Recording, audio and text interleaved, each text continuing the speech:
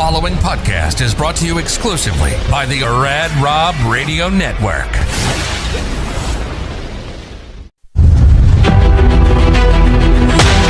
Imagine a place where mental health, resilience, sports, and the power to never give up all come together.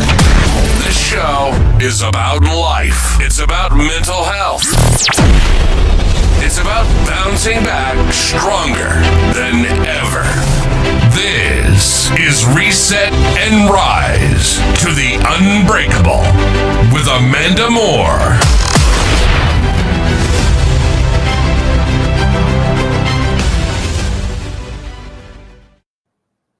Hi guys, welcome to the podcast tonight for Tuesday, and I'm a loner tonight by myself. Rob had some family things that he had plans for, so I'm in it alone, but I am going to get ready to introduce to you our guest for tonight for episode 15. It's O'Shea Abney. He is the founder of Sky Level Mindset. He is a base jumper, skydiver, tandem instructor, and all-around good guy. He's really, really influential and positive. He always has great advice, and he's always willing to listen. Extremely vulnerable person as well, and I can't wait to talk to him. So if we would get ready to bring him in, we're going to bring him in now so we can chat with him. Hey, O'Shea. Ooh, hey, Amanda. Thanks for having me on here. Yeah, no problem. So I'm just going to, hold on, I got to fix my sound. I'm just going to get right into it. So we've talked previously, and I obviously know you from the drop zone where my boyfriend skydives, and you skydive at Skydive Skydown in Caldwell, Idaho. Yeah. So we had talked a little bit before about your Sky Level Mindset and what you do with that. But before we get into that, you said in 2016 is when you started to feel a little bit lost in life, and that's how you catapulted into this new mindset of yours. So if you want to give us a little backstory. Yeah, most definitely. So 2016, I was 21, turning 22. At that stage in my life, I had a lot of friends going a lot of different places. And a lot of these friends I grew up with, right? I had them close to me in elementary school, in high school. We played on the football team. They were in my classrooms. We shared a bunch of jokes. So I felt like when we were all going our separate ways, I felt like I had really no more friends around me, no more support system. So then I kind of had to create my own. Growing up, I only grew up with my brother and my mother, single household. My mother is an alcoholic, and we're going to talk about that a little bit later. But growing up, I always felt by myself because my brother's 8 years older than me. So when I was 21, 22, I really had no father figure to look up to, which had me feeling kind of lost. A lot of men, if they don't have high achieving men in their life, they don't have anyone to look up to. Mm-hmm. My brother, being the cool guy that he is, saw that I was lost, saw that I just needed a little bit of guidance. He has his own family, so he wasn't able to really focus 100% of his time, commitment, and energy on me, which is A-okay, but he still did a portion. And he suggested me to go to this group facility training gym called DreamBody Fitness out in Meridian, Idaho. Is that gym still operating as of now? Unfortunately, no. Okay. It's not. And that gym single-handedly changed my life. And it truly did. So growing up, I was in sports. I was always very disciplined, and I was very goal-driven. And I love an environment that's competitive. And that's exactly what this group training facility was. Going into it, my brother did tell me that it's super positive. There's a lot of like-minded individuals in there, and we're always going to empower you. I mean, at the time, I didn't know what that looked like. I was very lost, and I felt abandoned. So when I went into the gym, I came in with my headphones, and I really didn't put forth the effort to build a connection. But those people in the gym saw something in me I didn't see myself. The first day I went to that gym, they gave me so much inspiration, motivation, and empowerment. It like completely transformed my life. I actually got my butt kicked in that gym because I'm just like a strength guy. I just oh, I go in the gym and I can lift some weights. They were actually more of like a HIIT gym, so high intensity resistance Interval training. training, Yeah.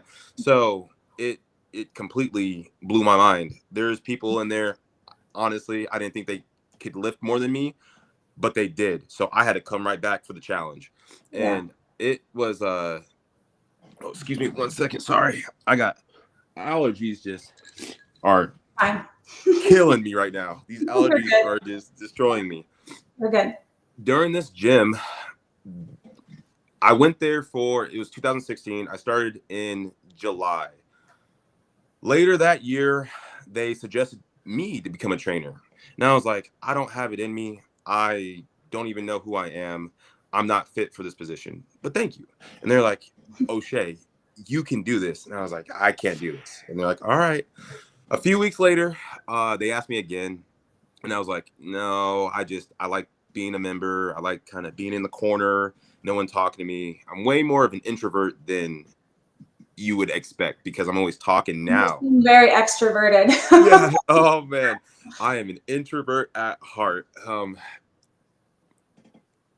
Then they asked me again, and at this time, I felt good about myself because I was already hitting some goals in the gym. Some people were talking to me around the gym, and they said that I was helping them in the gym just by being consistent, showing up, and having a smile on my face. And I was like, well, wow, I can do those three things and help you out with your life. Well, maybe there's something here. So I started to become a trainer at the gym. And about 3 months after that, I started skydiving. And with those two things in my life, it really made me understand big of uh how big of an impact a correct support system can do for you. Like the Mhm. people around me at the gym gave me so much inspiration that I transitioned that to skydiving, and the people around me in skydiving gave it right back to me. So instead of being a person that was super lost and felt abandoned, I had felt like I had met my people, the people that were supposed to be in my community and I was supposed to be in theirs. And that is what I believe is super important. And if people out there right now are feeling lost, feeling abandoned, it just takes that little initiative in finding your people. And if you don't try, you may not find your people, but you just got to try. Well, and I'm huge on sometimes the people around us have a more belief in us and ourselves than we have. They see potential that we don't see, or they Yeah. have a bigger power to believe that we are capable of more than we believe we are. So your brother obviously saw something in you that you didn't see at that point. I don't think not just because you were lost, but maybe because there was some sort of maybe a little bit of insecurity or lack of knowledge there, just because you didn't have a father figure in your life. And like you've said before, what you told me is your father is still alive. He's just not a part of your life at all. Is that correct? Okay. And then Correct. you had your mother who was an alcoholic, and your brother. Of course, the 8-year gap between siblings is kind of hard to hang out and have the same likes and be able to do the same thing. So that makes it hard too. Yeah. So when you got done with the gym and you started doing that and you transitioned into skydiving and you were giving back by skydiving and the skydivers are giving back into you, did that journey with skydiving also start at the same center, which is Skydive Skydown, correct? But it was owned by a previous owner? Correct. At that time. Okay.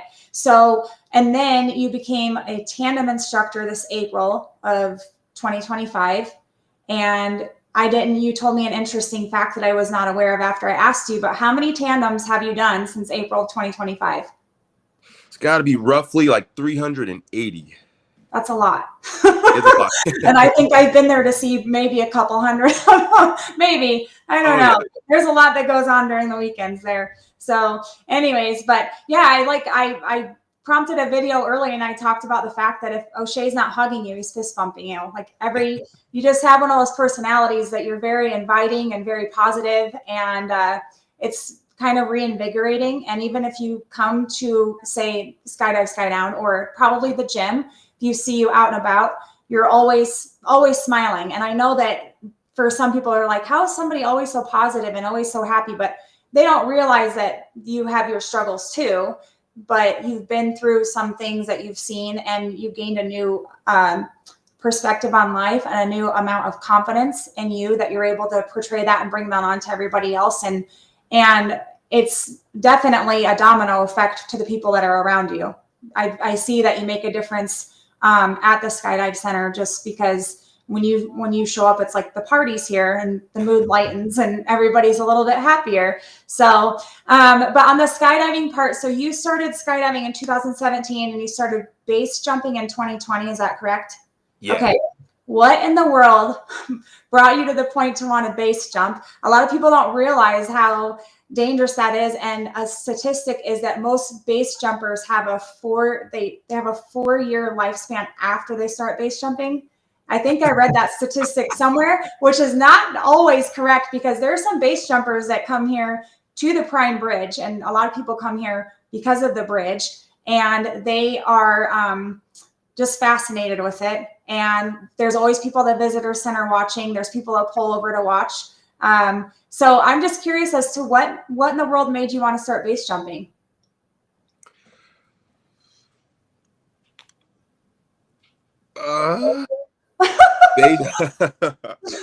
Base jumping. So when I started skydiving, my instructor, Noah Clark, showed me everything I know today. Back in 2019, he suggested going base jumping. And I was like, I'm okay. Doesn't make sense. It's too low. I don't have time. Sounds stupid. And he's like, okay, sure. I understand. A few months later, he's like, hey, you gonna go base jumping? And I was like, I'm going to start this job here soon in Oregon. That's right when I met my current wife. So I've had a lot of like these emotions going through, and I was also moving out of state. Mm-hmm. I lived in Idaho for a very long time. So this was another change in life circumstance. So I was like, hey, let's just add another one. My friend Noah was like, all right, well, I don't want you to become a base jumper after this. I just want you to do about 3 jumps and then go take the course. So I was like, all right. So he showed me, I did 3 jumps, and I was sold after that. It's like, is it a different adrenaline rush from skydiving completely, or are they kind of the same? Night and day.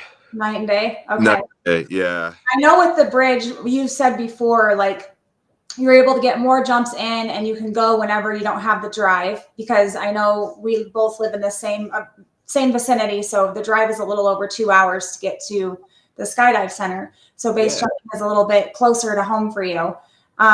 So you had skydiving, you had base jumping. So then you added a little bit more to your plate with tandem instructing. So what led you to that? Is that something that you had already had as a goal set in, or did somebody talk you into it, or they saw something in you once again that you didn't see in yourself? I wanted to give what people were asking. I'm going to be completely honest with that. I started skydiving and I really didn't do anything with it personally. It was fulfilling for me. I really wasn't progressing in the sport. There's so much you can do in the sport, and I got to a point where I wasn't learning. Mm-hmm. I was just doing it and spending money. When I started base jumping, it was so much of a personal voyage that it gave me a lot of sense of purpose and what I need to do to give back to the people. But I can give base jumping back to people, but that's more of a personal thing for me. So I was like, well, hey, how can you give people that same sensation that I'm feeling? Well, I can take them on a skydive.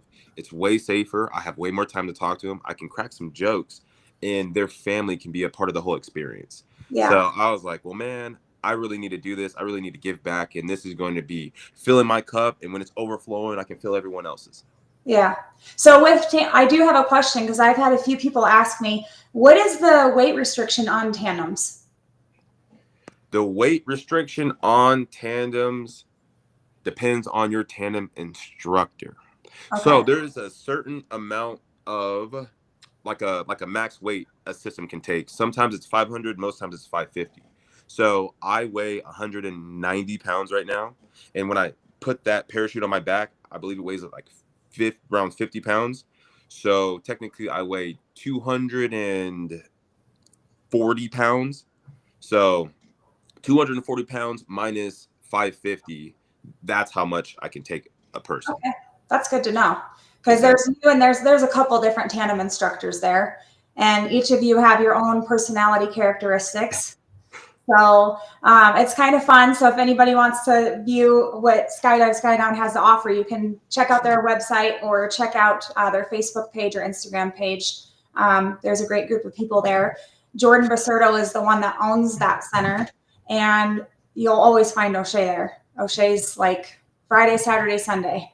As long as the weather is hopping, they're working. So I have something I want to show you guys. Give me like 10 seconds. Okay.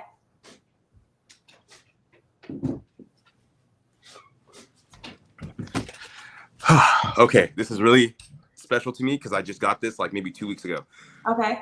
I took this lady on a skydive, and when I go into taking people skydiving, I really want to know what they're overcoming, right? Mm-hmm. Or what they need to overcome, because that's why I'm there. Mm-hmm. I love to help people overcome whatever they're dealing with.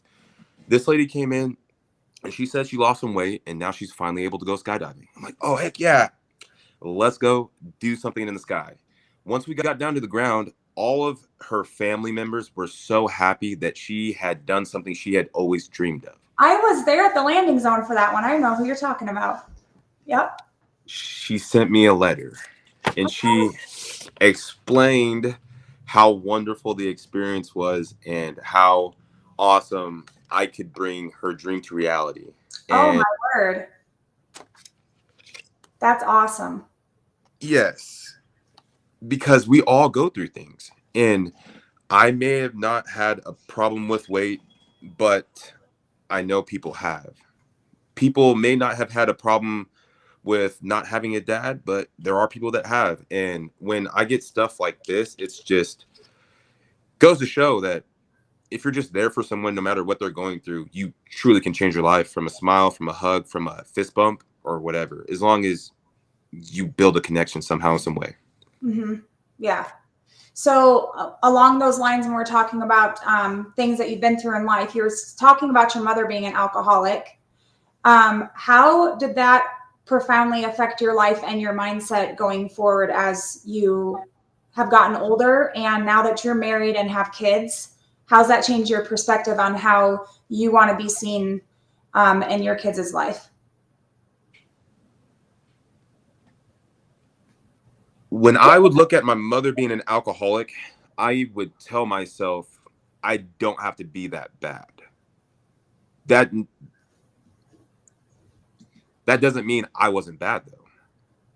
She was so bad, I thought if I wasn't that bad, then my drinking is quote unquote okay or manageable, when really it wasn't. I fell down the same path that my mother fell down.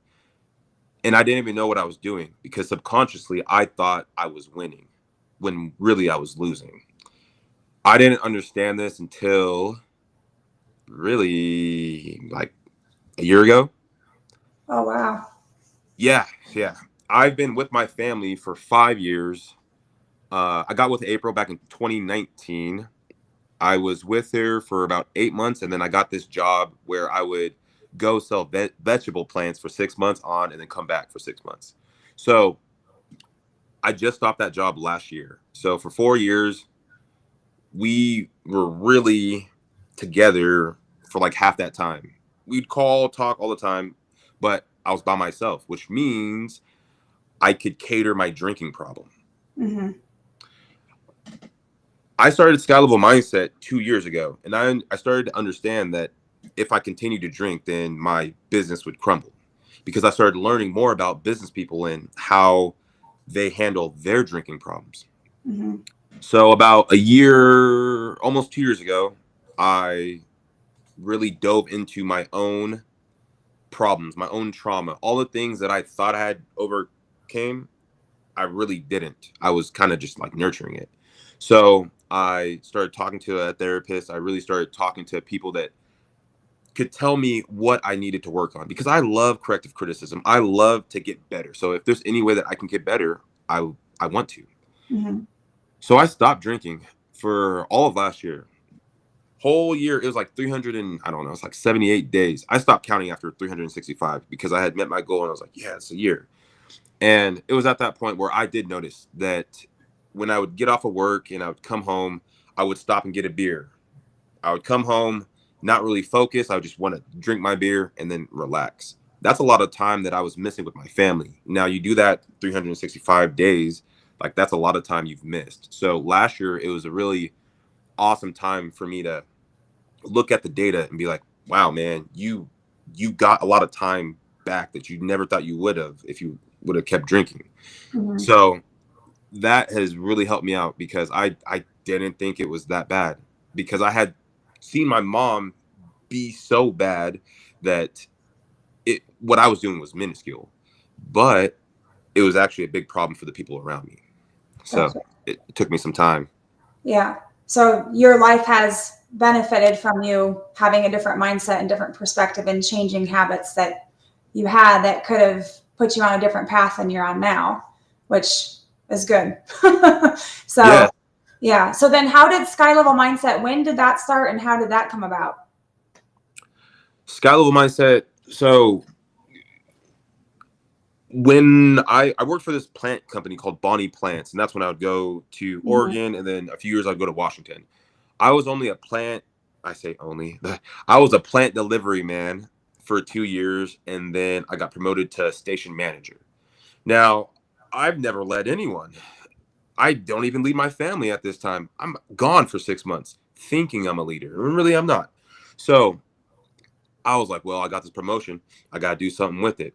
I got to, where's the corrective criticism? People tell me how I can improve my life, right? Personal development. So I got a coach. And this coach, he was like, sounds like you're doing a lot of things, O'Shea. And, but where do you want to take this?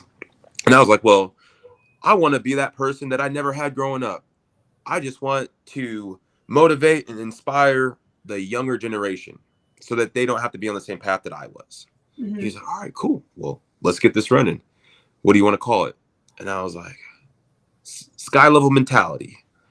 And then that doesn't really roll off the tongue. So a little bit down the line, came up with sky level mindset, but I had a line on it. And he's like, all right, cool. The line's nice. And, but don't you want something a little more happier? And I was like, sure, yeah, sure. And he's like, how about like a panda? You know, they can still be fierce, but they're happy. And I was like, all right, I'll do a panda. And he's like, well, you should do the hang loose sign too, because that's like you. And I was like, all right. So I got the hang loose sign on the panda, and I really dove into like the personal development space. But he also said, don't try to get clients yet because you need to make sure your house is in good condition before you try to help other people with their houses, right? Yeah. And I was like, oh man, you're right. I have to make sure my life behind these closed doors are good. So then I dove into O'Shea a lot more and where I can improve as a father, husband, friend. And that actually helped me out a lot too, because a lot of the stuff I wasn't thinking about or stuff that I was doing subconsciously, I was able to bring to light. And it wasn't me, it was this coach, because my spouse, April, wonderful lady, she doesn't want to just call me out all the time, right? Yeah. She wants to love and nurture me. So having like an outside person really like dig into me and be like, this is what you're doing wrong. It helped me out a lot because all I need to hear it is one time. This is what I'm doing wrong. Okay, cool. And then I'll switch it around. So that's pretty much how sky level mindset came about. Okay. So what's in the time that you've been with Sky Level Mindset, have you had any particular person that you feel like you've helped the most that has given you positive feedback in a way that you feel you've had a profound effect on them? There's this guy in the gym. I used to train in the gym as like a coach, just Mhm. fitness trainer. And later down the line, I was able to coach him through my mindset program this year. And earlier this year, he at the very beginning of my whole programming, I would say was pretending, because a lot of us men, we don't want to be vulnerable straight out the gates. Yeah. He already knew me, liked me, and trusted me because we built this trust for like 5 years. But now was the point where I was able to call him out, and not just call him out, but call him up. Mm-hmm. So when I was able to do this, this man was able to start his nonprofit for a dog rescue that he'd been wanting to do for years. His marriage was on the verge of divorce. He was able to work through some turmoil, but it's marriage. It's not resolved overnight. So he's still doing a lot of that healing right there. And then also he has two Oh, kids. Nate gave you a shout out. Sorry. Oh, hey, let's go, Nate. Let's go, Nate. And it was cool because he has two kids and they're growing up. They're in their teens right now. So being a a stand-up father that's there for his kids was very important. And I was really telling him, because he was so goal driven, he was kind of forgetting his kids. And I was like, you only have a few more years with your kids before they're out of your house. You got to make this a very impactful time. So he switched up his mindset, started focusing on the kids. And then he says his relationship with his kids has grown significantly. And then he also, and this was like the last thing, it was like the business side. He felt stuck in his business. He felt like he wasn't going anywhere, and he could not see the light at the end of the tunnel. So with a couple different reframing, a different framework, so to say, he was able to see a different opportunity. And it's crazy because that opportunity was there for him the whole time. He just needed to reframe his situation, because soon after that, he got a different job with more money, less stress, and it was right in alignment with what he wanted to actually do. Yeah, that's awesome. Yeah, sometimes we all need a little bit of a motivational push by somebody else. And like you said before, sometimes you do need that constructive criticism from somebody. Even there's times that we don't want to hear it as a person because we want to fight the words or fight what we're hearing instead of actually listening to it and kind of trying to understand it better and take it for what it is, but also take it as not just being criticized or attacked as a person and being judged as a human being, but also somebody's actually shedding light on something that a lot of times we're our own worst critics, but we don't want to tell ourselves that something we're bad at and try to make ourselves better. So the fact that you have had people do that for you, and then you're helping other people do that in a constructive way, that's through positivity and motivation and inspiring them, that says something about what you're doing and putting back out there. I've always said that people that have suffered the most trauma or have had the most lack of support are the ones that are willing to put themselves out there the most for other people. Sometimes we forget to take care of ourselves in the process because we're so worried about everybody else that we empty our cup. And so we need to remind ourselves to keep our cup full as well, because you can't really, like you said, you can't really help other people unless you're filling your cup. So once you had everything aligned in your life, you were able to go help other people. And I think that's a very important point to bring up, because there's a lot of times I find myself personally, I'm always trying to spread positivity and kindness and self-talk, positive self-talk, and say and do these things. But oftentimes I find myself not following my own advice, I guess you could say. And I do a lot of negative self-talk at times, or I get really down on myself, and I have to take a step back and remind myself that I'm just like everybody else and human, and we all make mistakes, and you make them and you learn from them and you grow and you just try to do better the next time. So I think you're making a huge impact on people around you. You're always posting positive things, and your videos are always fun and uplifting to watch. I mean, I've seen your videos where you will go and base jump at really early hours of the morning and then drive to Caldwell to take on a whole day of your own skydiving or doing tandems and all that stuff. So, and I just want to personally say, the Skydown had a boogie 2 weekends ago, and you guys had tons of tandems, and I was helping drive the bus, so I got to see everybody's reactions when they would land with the tandems. And that was probably my favorite part, and probably the most spectacular experience was seeing the faces of everyone. I know there was one tandem in particular that was there, and she was really, really, really nervous. and I am petrified of heights and planes. I've only flown commercially 3 times in my life, and I gave her some advice. And when she landed, I cheered so loud for her. And the first thing she did after she hugged the tandem instructor is come over to me, and she's like, I appreciate that advice so much. She's like, I enjoyed that. And I was like, I told you, like, you're with somebody that you're basically trusting them because they know what they're doing, and you just need to enjoy the ride and have fun.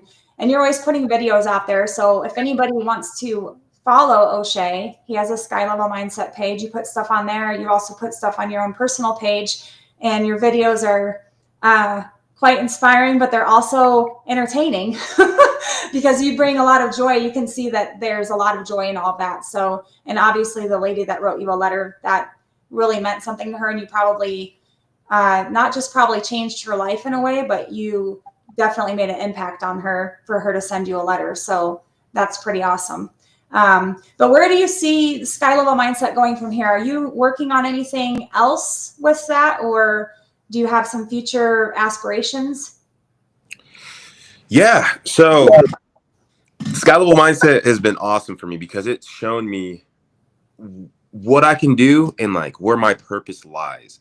Mm-hmm. I started off with like the youth, then I wanted to be a coach of coaches, and then I wanted to be a employees only, and then I wanted to be. So right now, my purpose is to help high achieving men manage and overcome the fears that are holding them back personally and professionally, because that's what has held me back. When I really look at it in my last 5 years, it's held me back in those 2 areas. And my mission is to do that through skydiving in active events. These active events are going to be a 3-day style event where first day we kind of find out, who are you, bro? We really don't know who we are. Second day is kind of building that roadmap. Now we know who you are. Where do you want to go? Then the third day, solidify the whole event with a skydiving event with your instructor, with your coach. And that's what I'm really trying to start. I've been making some blueprints this year, kind of building my foundation. So in 2026, I feel like it's going to be the long. Let's not go back in time. I've grown a lot since 2016. I don't think anybody wants to. I mean, maybe there's some things you want to go backwards about, but let's just go move forward. So yeah, that's awesome. Maybe the housing market. That'd be cool. Yeah, that would be awesome. Yeah. Gas prices, maybe. I don't know. Yeah, but that's awesome. So that's cool that you've got some aspirations with that as well. So are you thinking of incorporating other businesses or other people into this as well to help catapult that? 100%. This is a community thing. Collaborations is what I'm looking for. Yeah, that's awesome. It's always good to collaborate because people can bring in fresh ideas or a different perspective. I know sometimes, like when we started with this podcast, it's kind of an idea of like, well, what do we want it to be about? And is it going to be, are we going to have enough there to make it long withstanding? And how are we going to draw attention? And so when you start something, sometimes for me, I had to reach out to a couple different people that know me and have followed me on social media and ask their opinion. Like, what do you think I'd be good at? What do you think it should be about? And we kind of just rolled with it. And I got some feedback that I did not think of myself. So that's awesome that you're going to do that. So you have all of that you're doing. Are you ever thinking about doing anything else other than skydiving or base jumping or tandem instructing and Sky Level Mindset? Is there anything else on your plate that you're wanting to add? No.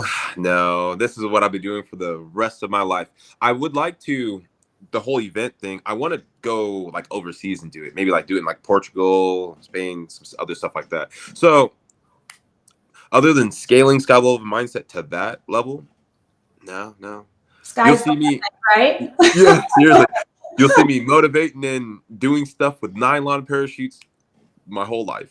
That's awesome. That's awesome. So aside from all of the things that you have going on with that and all the adrenaline rush stuff, I call it adrenaline junkie stuff just because there's some stuff I just won't ever do.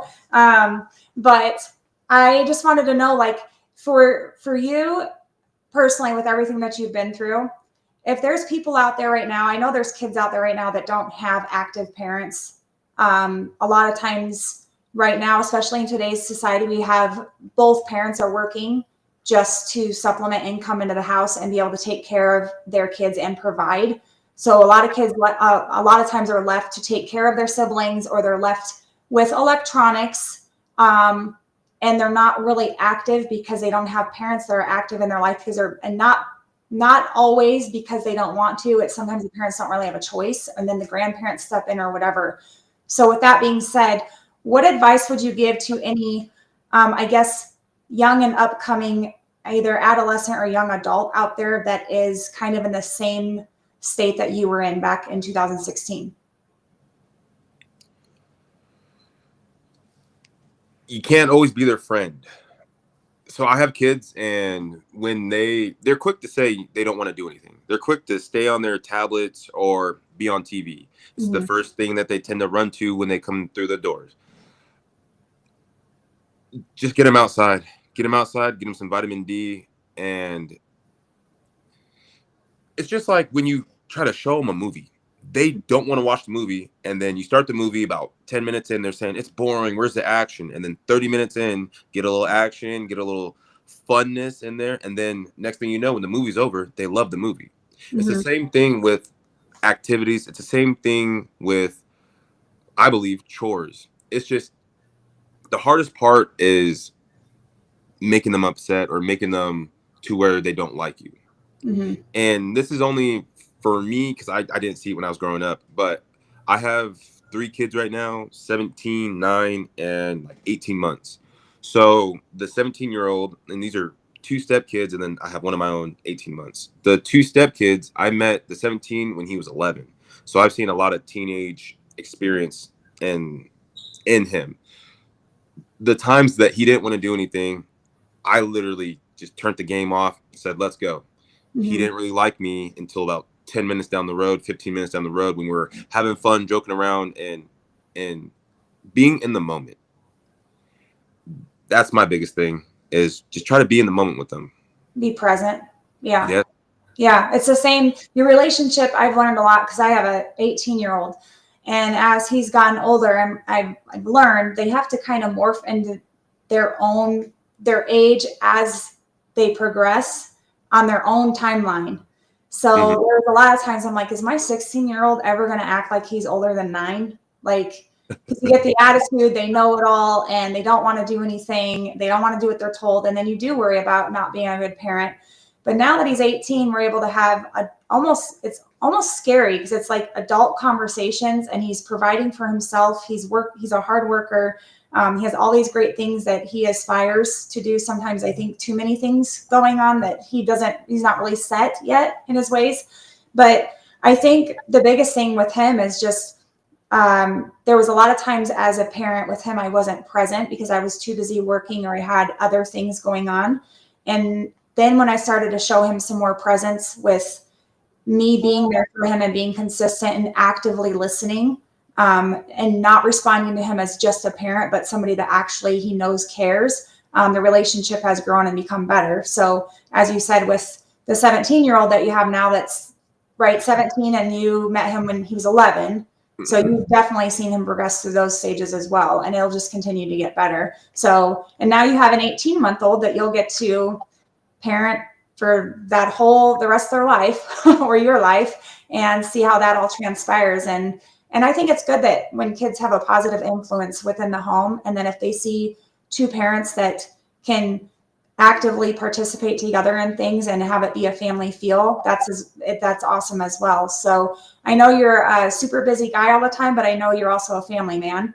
That is first and foremost. That I've seen your kids at the drop zone, and I've seen your dogs, and I've seen your wife. So you're definitely a family man. So anyways, do you have anything else you want to say to anybody that's out there, or any advice that you would give somebody if they're listening on just either, I guess, life or mental health or motivation in any way? It's okay to take a second and pause and just breathe. Especially in today's time, we try to engulf ourselves in this hustle culture. And I was scrolling through some YouTube shorts, and this guy was like, what happens when you just run the wheels straight down to metal? then you're running on metal. And that's what I felt like when I'm just hustling. I feel like I'm out of rubber.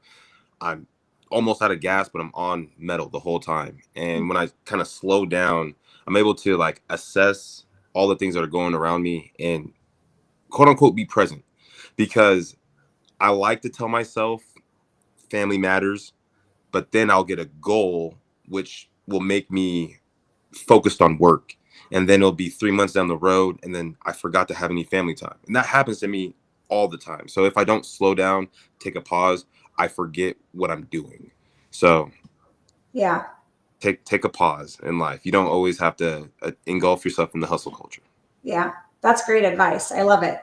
Well, I appreciate you coming on the show tonight and speaking with us about everything life and mindset. It's awesome. I can't wait to see where Sky Level Mindset goes. And I'm sure I'll see you at the drop zone sooner than later. Maybe this weekend if weather's good. The last weekend it wasn't good. Gotta get you out on the skydive. Yeah, but you keep making a difference. You're doing an awesome job, and it's always nice to hear. I love seeing all the happy faces around you that surround you when you come in and visit with people. And you definitely are one of those people that is super humble and vulnerable, and I definitely appreciate that personality trait about you. So thank you, Amanda, and thank you so much for letting me jump on this show. You're welcome anytime. So I hope you have a good rest of the night, and we'll see you again. Most definitely. Hopefully I see you in the sky. You will. Bye. Bye. All right. So that was a good episode. I'm sorry, you guys, we did not have Rob tonight. He had some family activities going on, so he couldn't be with us tonight, but he will be back next week. And with that, next week we have Carl and Paula Weeks. They are the owners of Neurofeedback. I met Paula several years ago. They used to own Anytime Fitness in Twin Falls, Idaho, and then they sold. Paula and I share a lot of similarities when it comes to anxiety and other mental health issues and struggles. And so with that being said, they came up with Neurofeedback, and Carl kind of runs that show, but Paula was a guinea pig for it at one point, and she swears by it. Rob, the producer of the show, actually is doing something similar himself, and he said he's had great success with it. So I'm excited to talk to them next week and find out more about Neurofeedback and chat with them. And they also foster kids as well. So they have a busy life, but I'm excited to talk to them and have them sit down with us next week. So I appreciate everybody that tuned in tonight. Make sure that you subscribe to our YouTube channel if you haven't already. We've had 15 episodes. Like I said, we're booked out through January. We have some really great up and coming guests. I'm still looking for guests to start off the beginning of the year. I have a few already, but if you know anybody that has a great motivating or inspiring story that can make a difference in someone's life, or an active listener, I would really love to have them on the show and send them my way. Also, we are going to have this episode available on all audio podcast platforms starting Thursday on October 30th. And you can restream this episode directly after we're done with the live. So anyways, again, I appreciate everybody that's tuned in tonight, and anybody that rewatches, I appreciate your support as well. And I hope you all have a good rest of the week. Thanks.